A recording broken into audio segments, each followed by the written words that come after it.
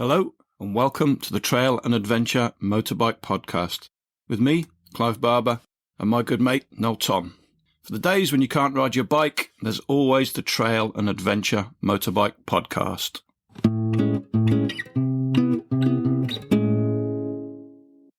All right, gang, we're back again. This time we're talking to our friend Danny Lilwall, and it's the second time he's been on the podcast. He was good enough to come on the podcast back in the very early days, and since then, Danny's become quite a good mate. He's just got back from a trip to Africa, to Uganda. It was a fly and ride trip, so we were keen to understand a little bit more about that. And he's also a frequent renovator of some classic dirt bikes, and we wanted to dig into the details a little bit more of those. So sit back and relax and enjoy us chatting to our mate, Danny.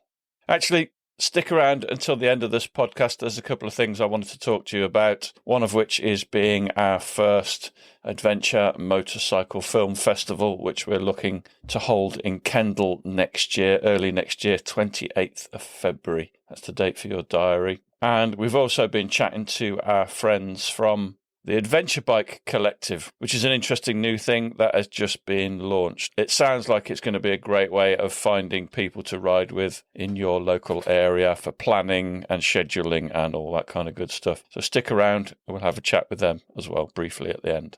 All right, let's get on with it. The first time we did it, and I didn't actually know you, I don't think. I was fucking nervous, man. So I was like, I don't know why. And I was recording it on a phone as well because I didn't have a computer at the time. Feels much more relaxed this time. What is the sequence? You came on, I wasn't here, I was away on some exciting Scotland trip. Or Spain, probably. And someone filled in for me. It was Alan Breeze. He did a talk about his trip that he did. And then I spoke about Vietnam. And then we met you at the Lightweight Festival after that. Noel, is your microphone definitely working? Can you give it a tap? Hello, hello, hello, hello, hello. I'm getting a lot of noise from your side. Oh, here we go. I can't change the microphone setting. Where's your Behringer thing plugged into? Just, into the laptop.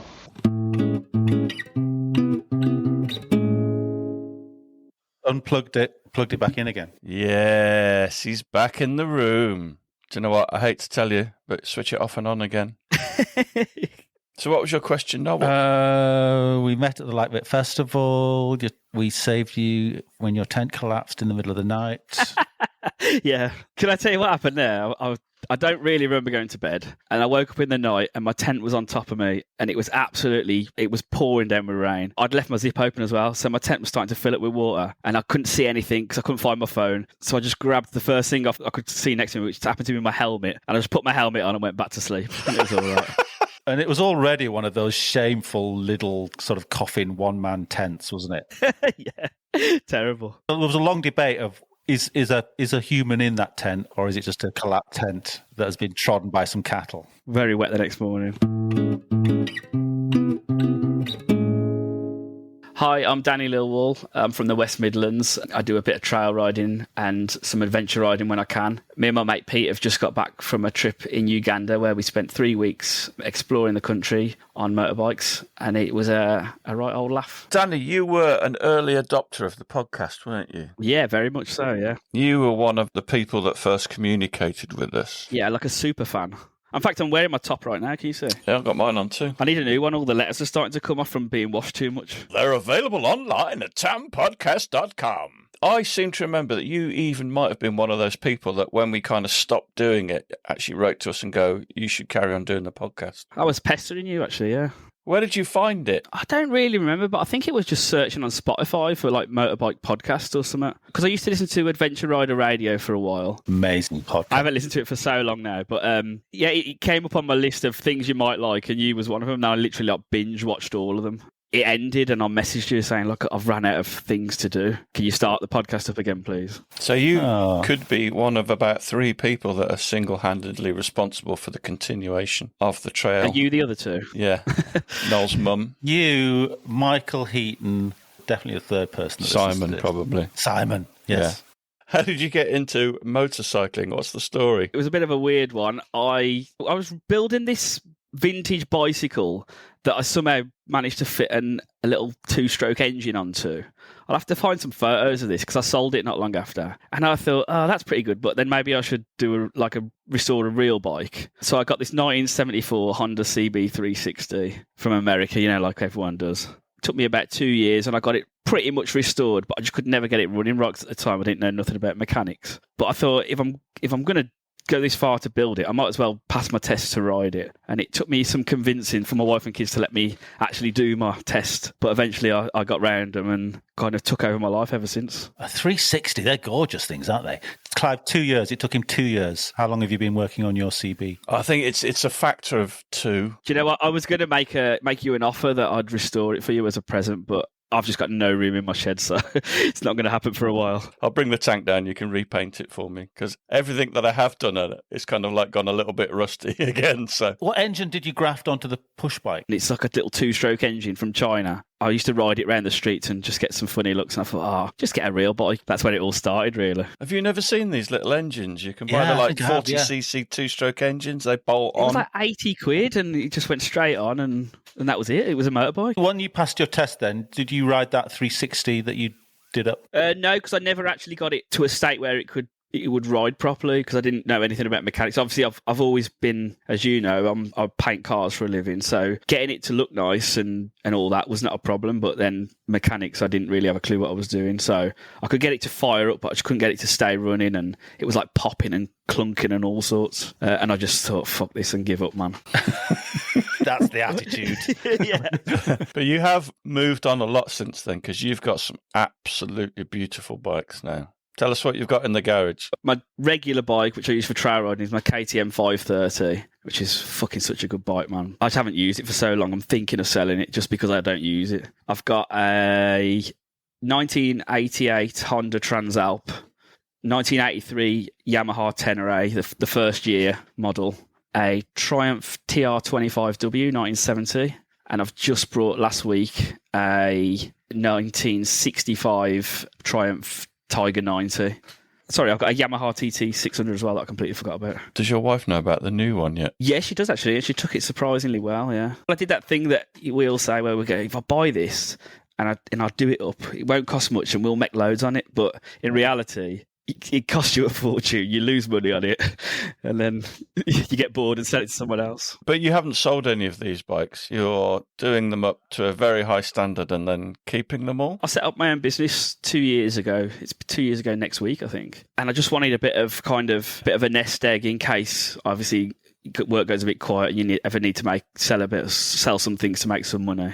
And it just keeps me busy in the process as well. Oh, man. Have you sold this bullshit to your wife that it's an investment? Genius. Fucking genius. Listen, it is genius. Look, I'm not Martin Lewis, but it is genius because you kind of accumulate these things and the next thing you know, you look around in your garage and you think, well, hang on a minute. That's worth that.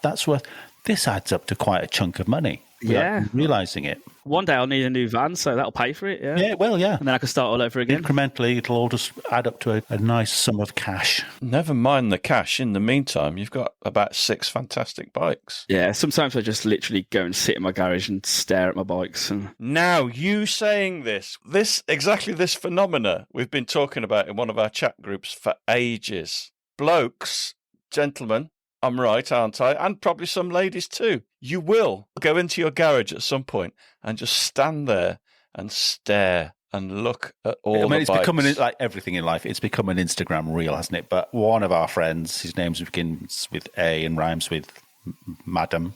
He's got a security camera in his garage and he was kind of watching it back and I think was just shocked.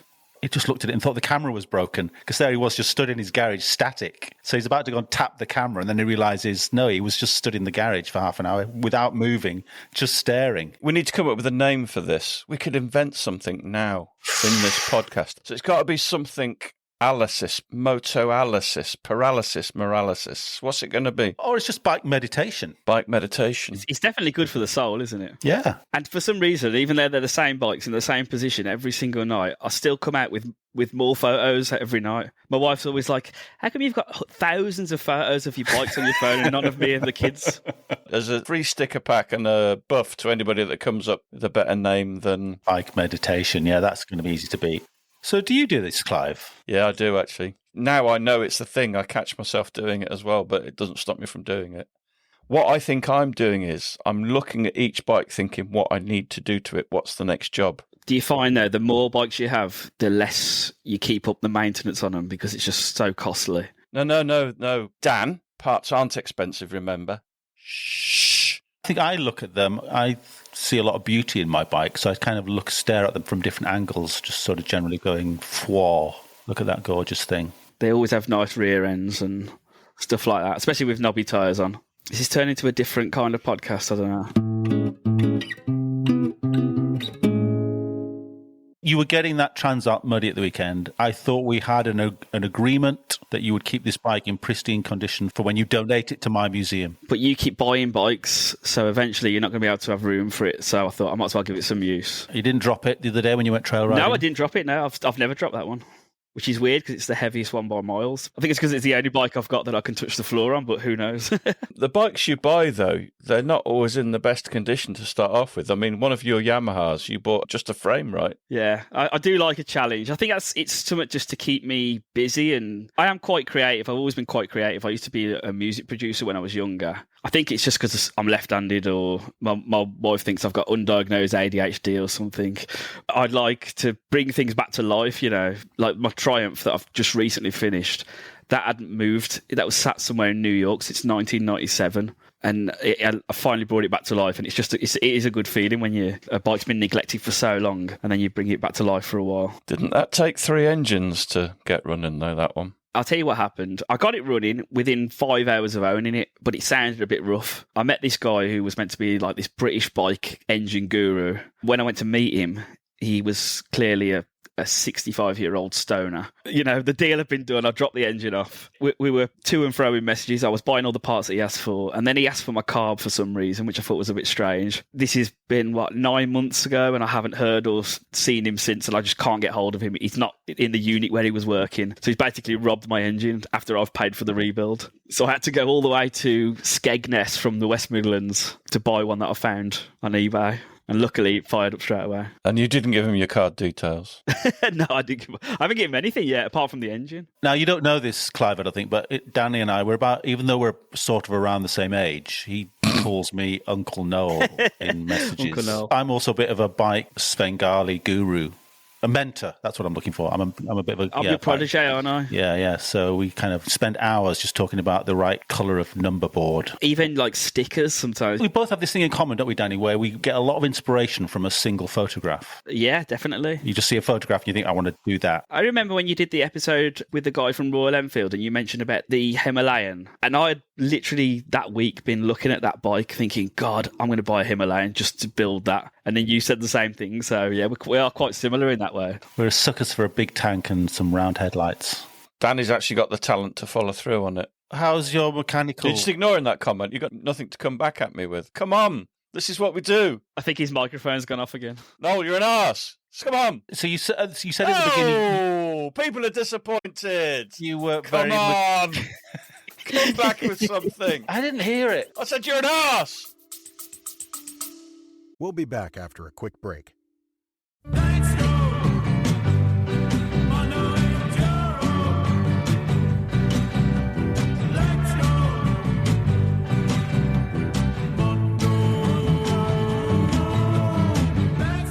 I'm Austin Vince, and in 1995, me and some buddies set out to motorcycle around the world on a trip we called Mondo Enduro.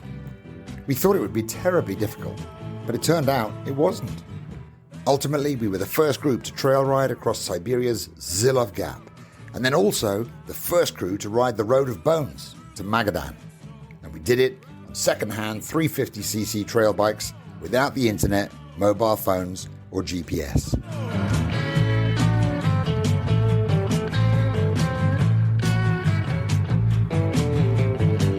Motorcycling around the world was the defining experience of my life, and I knew I wanted to share that fun. So now I teach the DIY lo-fi Mondo ethos by taking people on miniature expeditions in the Spanish Pyrenees. If you think that sounds like fun, you'd be right. So come on.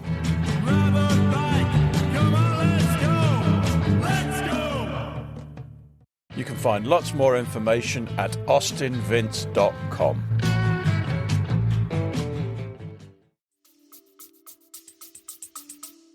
You said you weren't very mechanically minded when you started off down this road. Has that changed much? I wouldn't say I'm a good mechanic, but I rebuilt the engine on my KTM, thanks to YouTube. There's always something on YouTube. I do all my own maintenance now. All my bikes have got carbs. They've all got kickstarts apart from the Transalp. You know, there's a style of bike that I like. I really love old school single cylinders, simple bikes, but they're so easy to work on. And that's the way it was back in the days, wasn't it?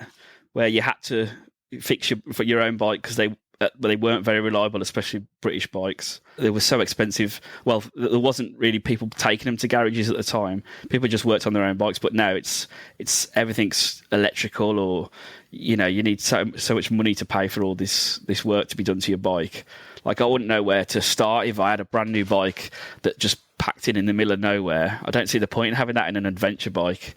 But if you're, in the middle of nowhere and your carb gets clogged up, it's not hard to sort it out, is it? It was funny what Isaac Johnson said, wasn't it, Clive, in that amazing podcast that he did with us, where he said it was difficult to find a mechanic to work on the old Honda XRs, for instance, which are just a very simple... I found that shocking. Is that because he's in America or what? I don't know, because you think, I just thought it was the opposite of that. It's much easier to take an old Triumph engine to pieces than it is a KTM, I would think. Especially if you're riding in a third world country or something where they haven't even got the new bikes yet. That a lot of them don't use fuel injection on the cheaper stuff. So that would be right up their street, I would imagine. But he's in logging country in the middle of Montana, isn't he? So there probably aren't that many 1965 Triumph qualified mechanics around them parts. So this might be a nice segue into your recent trip and the bikes you ended up with on your recent trip. Well, I think another nice segue is to talk a little bit. Oh, a nicer one than that. Yeah. Danny, you first talked to us. You were on season 2, in fact, episode 15.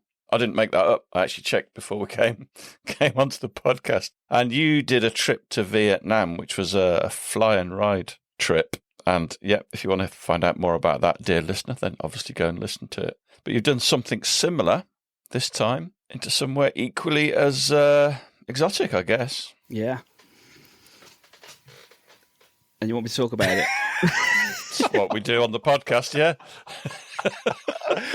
We'd like you to express it through dance. Okay.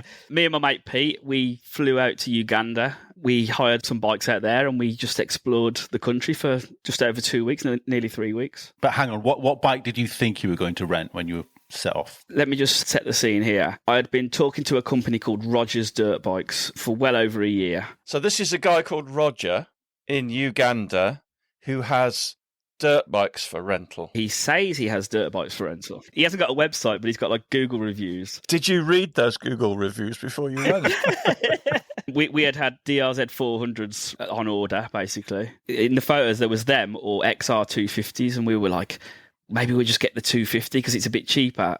And then when we got there, he was like, we picked up from the airport, nice bloke and all that, but he was like, I haven't actually got any dirt bikes, but you can have these. And we looked at them and it was like, what the fuck are these? And they were like these Indian Bajaj 110cc absolute pieces of shit. How would you best describe them? Because they're just a generic kind of bike that you see a guy on with 3 kids and a pig on the back. The way we described them was it was a poor example of a shit bike. Basically, we gave him $450 each, which in Africa is a fucking lot of money, I imagine. And he's probably gone out and brought these bikes for $50 each and made an absolute killing out of us. You didn't get a refund or anything like that then? Did we? Fuck no. In fact, we even did some maintenance on the bikes. Did that actually spoil things a little bit before you set off, or did you kind of set off with a reasonable mindset after that slight setback? Yeah, at first we were pretty gutted. I won't say we were pissed off, but we were pretty gutted because we'd flew all that way and we'd planned, once you get out into the countryside, all the roads are made of like, when you see in Africa that orange kind of clay roads or dirt. And we were like, yeah, this is going to be awesome, man. And also we'd lost our luggage for almost 2 days because the airline lost our luggage. So everything was like, shit, man, we've planned this for so long and it's all going to cock. But after, we sat down and thought about it, literally every single person in this country rides these bikes. They're almost the only bike you can get there. Over 90% of the country owns these bikes, according to the statistics. So we wanted to experience it as they do, like a true experience of Uganda. So you can't get better than this, can you? This is... What better way to blend in than that? You mentioned about when you see people with like families on the back and stuff. It was more insane than that. We saw one guy carrying a coffin on the back of his. A geezer had his bed on the back with his, like, the mattress and everything. Fucking mental. Seriously, a coffin? I don't know if anyone was in it because they are quite slow, but and he was doing some, to be fair. When you were planning this trip, you were talking about doing a solo trip. You had some slight concerns about going to Africa as well because of its reputation. Oh, I was originally going solo because Peter, who I normally go with, had just brought a Transalp, and to swing that past his missus that he's brought a bike for 10 grand or whatever, and then he wants to go to Africa about 4 months later is a lot to ask from any wife, I think. I was lucky enough that my wife let me go, but then somehow he managed to persuade her he was allowed to come. You expressed some slight concerns about going to Africa. I was a little bit nervous to go alone, I suppose, which I guess a lot of people would be. The only time I'd ever done a trip alone was in Spain, and I got injured on the first day, and it kind of put a bit of a dampener on the trip. The riding's fine, but when you get to somewhere on the evening and you're just alone all night, it can get a bit boring. Oh, that's the best bit. Well, I spoke to Mark because he was in South America at the same time. And so I was chatting to him, and he was saying the same thing, that on the evenings, being alone, it does get a bit lonesome sometimes. You just want someone to have a beer with and talk about the day and stuff, So that's where having a mate with you is definitely a bonus in my eyes. Danny, you flew into Uganda and you had some bikes set up to hire, not quite what you expected. But did you have a route in mind? Did you have a guide? What was your plan from once you'd picked the bikes up? We had a route planned. We didn't have a guide. When I originally booked, I was going to do a guided tour with a group, but I've done one before, and I don't like the way you're restricted to their times, or there could be someone in the group that's a bit of a dick or whatever. So I thought, I want to do it alone. I want to do it on my time, at my pace, and see what I want to see. We had originally planned to go west. There was a place where they do kind of extreme sports, like whitewater rafting on the Nile. You can do bungee jumps if you've got the balls. I don't think I would have done that. But that was our first stop. But because we'd lost our luggage for a couple of days, we ended up actually changing the route, which is why we ended up straight away going north and ended up at a rhino sanctuary instead, which wasn't on our original itinerary. You ended up in a rhino sanctuary? Well, you saw loads of different wildlife. If you look on your Instagram account, there is gorillas, rhinos, giraffes, elephants, lions, elephants, lions, a whole new species. Crocodiles. The big seven. Much more, actually. Hippos, baboons, all sorts. Surrounded by monkeys every night at the campsite. The thing with Uganda as well, English is their first language. I think that's one of the reasons why we chose Uganda. It would have made it just a bit easier to communicate with people. If people don't know, it used to be a British colony up until 1962 when it was handed back. They drive on the left. All the road signs look the same as ours. There's a lot of architecture that's similar in the cities. Tell us about the place. Did you enjoy it? Would you recommend it as a destination for other people? Considering we did it on those little bikes, that was the most adventurous thing I've ever done in my life. The top speed on those bikes is probably 45 mile an hour, and we were ringing their necks the whole time. You could get around the country fairly quickly. The main roads are quite fast to move up. We would kind of head for the national parks mainly, and then in between days where we couldn't quite make the next destination, we would just find somewhere that had kind of tourist attractions and do hikes. There's like crater lakes created from volcanoes and stuff that we walked around, and all the while you're there, you're walking around like really small little villages where everyone is shocked to see Europeans there. Every single person you ride past on the bike literally stops what they're doing. You can see their jaws drop as you ride past, and they just literally like that look at you. At first it was a bit of a, oh my god, can you believe this? But as it was happening all day, every day for the whole 3 weeks, it was really surreal to see that they were just so shocked to see us. But was this because they were surprised to see pasty-faced? Oh, especially Pete. He's got a great big white face, hasn't he? On bikes that they were familiar with. Was it that? Was it the bike, do you think? Because we had helmets on and gloves. I don't know how they knew we were white Europeans. You could tell. I mean, I had my adventure spec body armour on, I looked like a right fucking bellend on these little bikes because we were expected to be on dirt bikes. You're riding around, no coffin, no pig, no bed, stand out a mile.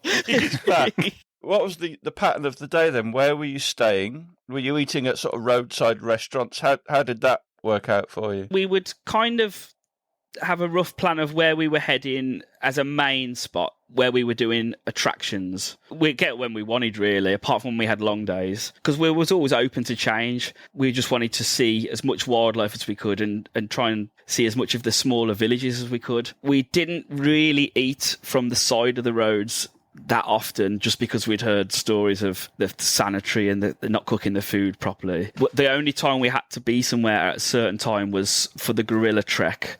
The pass that had cost us something like $800 for that pass, and we could only use it on that day, so we had to be there for that time. That was the only time we really had time restrictions. We were quite open to just seeing what happens, just go with the flow, really. See, normally I'd have a problem with people going on a trek on a motorcycling holiday, but then I suggest if you go and look at Danny's pictures on Instagram, and you were basically sitting with gorillas, weren't you? It's incredible. Yeah, the guy was like, we're going to take you on the easy trek today. And honestly, man, we were fucking melting. I was dripping wet. They gave us these beautifully carved sticks out of wood, painted, and a gorilla's face was carved in the top. And Pete kept falling down, and he snapped the stick and just looked at him, was like, I broke your stick, mate. How do you find accommodation? Are you using your eyes or the internet? Booking.com. It's mad over there. It's really cheap as well. That's incredible. They're everywhere. The one night we went to somewhere and we couldn't find it for hours, and we phoned them and they says, they gave us some kind of excuse. It sounded like bollocks to me, but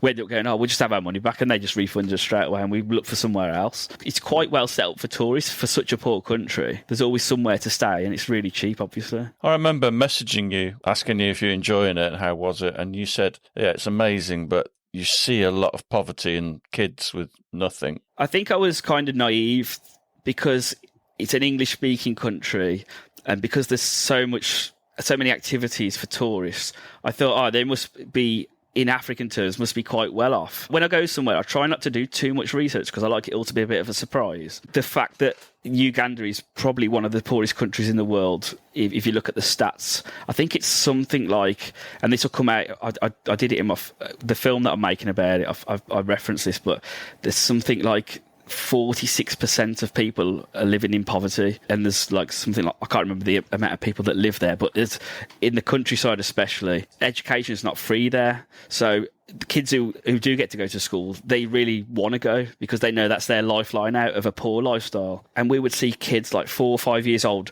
just walking down the road for absolutely miles, completely alone with no adults, and they're on the main road where there's trucks going past, and these drivers do not know how to drive. It was just really sad to see because these kids are like the same age as my kids, So on that respect, it was quite an eye-opener for me. I wasn't expecting to see that. Yeah, that sounds like a big culture shock. It's interesting that you say you don't do any research. Because that's something I always do, but that would be, especially in this situation, a big shock to not know what you were letting yourself in for. We did a little bit of research just to know what we wanted to see while we were there, but in terms of the kind of meeting people or culture or stuff, we didn't really... I personally didn't look too much into it. I do like it to be a surprise, That's interesting that you don't do much. And you're saying that's a good approach, Noel, that you don't do much research. Yeah, I always do that. I'm going away to Sweden. I'm not doing any research at all about it. I just want to land. I probably don't even know where I'm going to go, and I won't think about that until I get on the ferry, and then I might look at a map. Can I recommend a tour to eastern Ukraine you might both enjoy?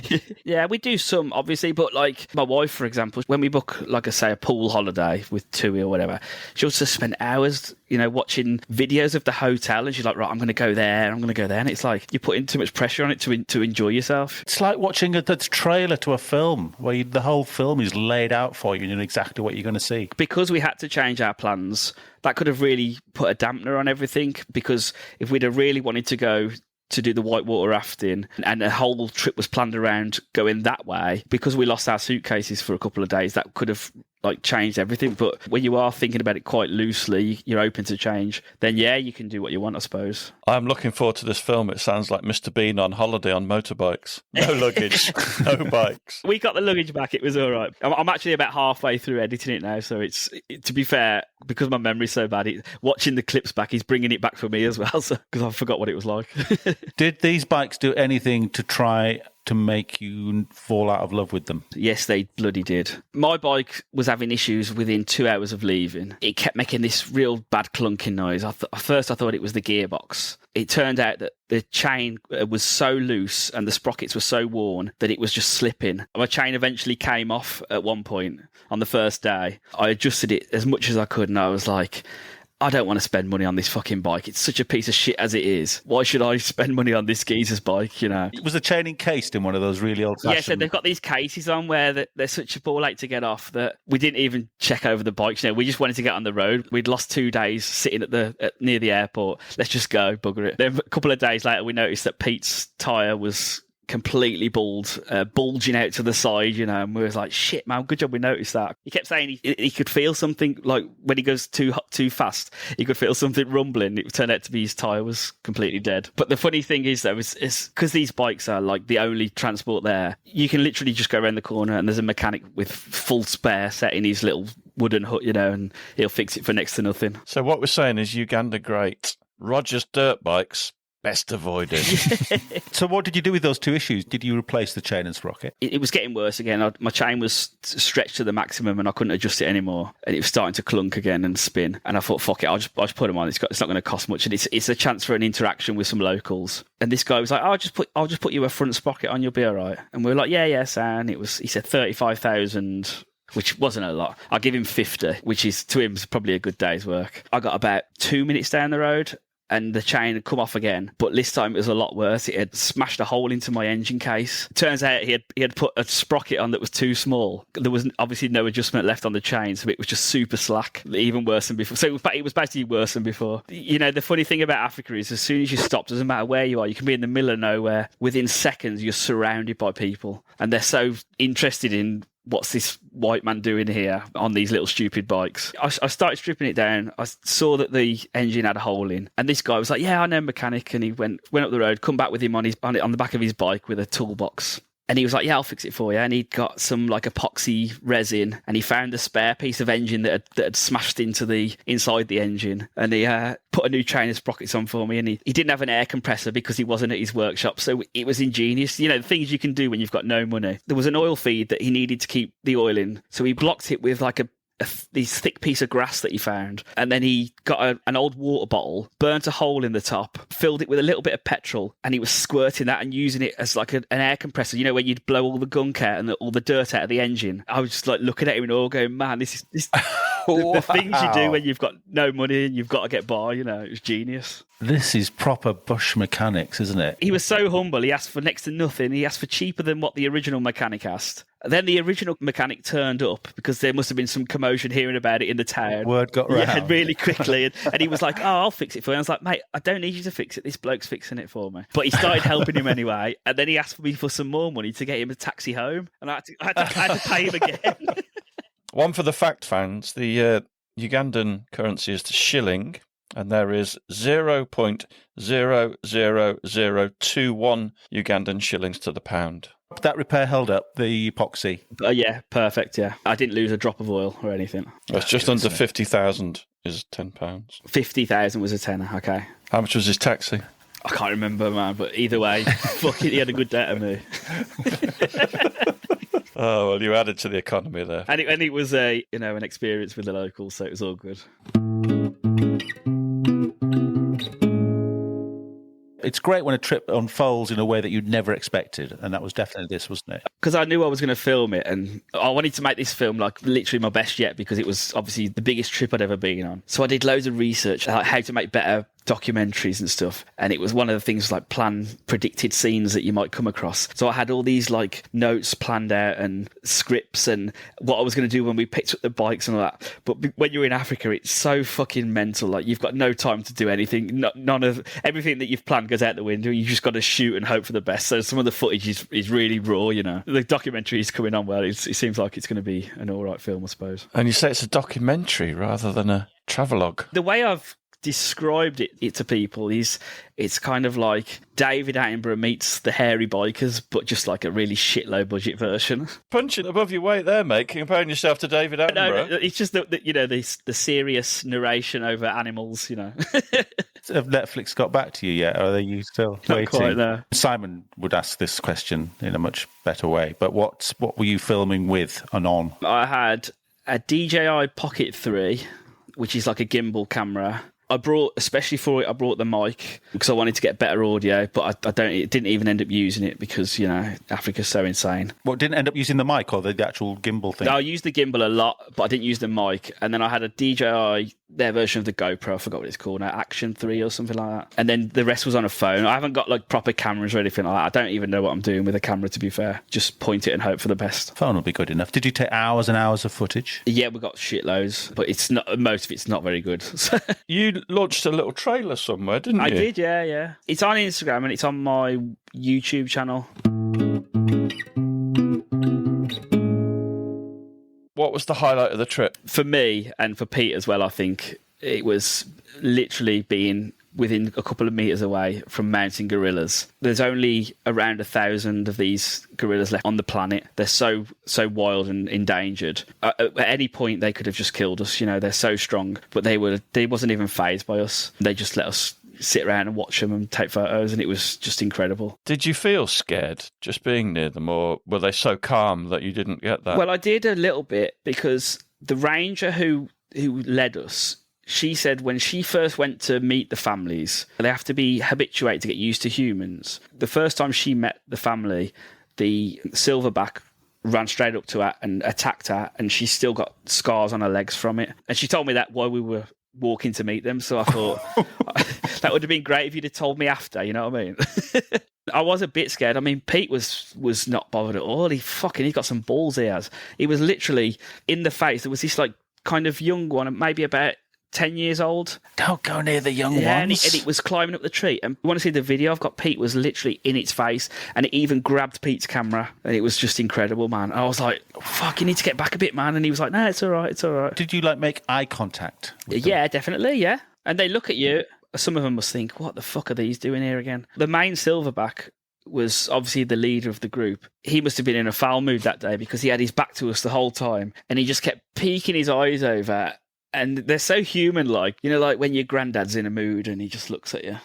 He was just like looking over, going, "Just fuck off! I don't want to see you today." But all the other, the younger ones were really inquisitive. And did you have to mask up? I'm sure I saw some people in masks because they share so much DNA with humans that you have to wear. Like the old COVID mask kind of thing. Did you go to Kampala? Yeah, we rode through Kampala, and that was fucking horrific. It was literally like you couldn't move in there. The footage I got was when we were coming out of the city, but in the main bit, some guy on one of these motorbikes had a bicycle on the back of his. The spokes got caught in my handlebars. He started dragging me along because it was the throttle, and he was like just dragging me into the curb. I couldn't do nothing about it until he realised. I wish I'd got that on camera. That was amazing. Go through the cost. Okay, so the flights cost around $450, if I remember correctly, and that was the return. The only thing is you can't get a direct flight to Uganda, so we had to fly to Rwanda and then do a connecting flight, which was only about 35 minutes. The bike rental was $450, which I guess is about 400 quid. But we definitely got ripped off there. Was that for 2 weeks? Yeah, for the whole 2 weeks we booked them for. The gorilla trip was $800, which is about 600-ish quid, I think. Then we had to get vaccines to go, and then spending money while we was there. I think we worked it out that the total thing cost about $2,500 we paid. A massive thank you to Danny for doing that. It's always good to catch up with him. And hopefully that has inspired you to book a flight out to Uganda. But remember, don't use Roger's bikes. They don't exist. Right, so as I talked about at the start of this episode, I'm going to now introduce you to our friend Michael, who has started a thing called the Adventure Bike Collective. Have a listen, see what you think, and maybe look them up on the internet.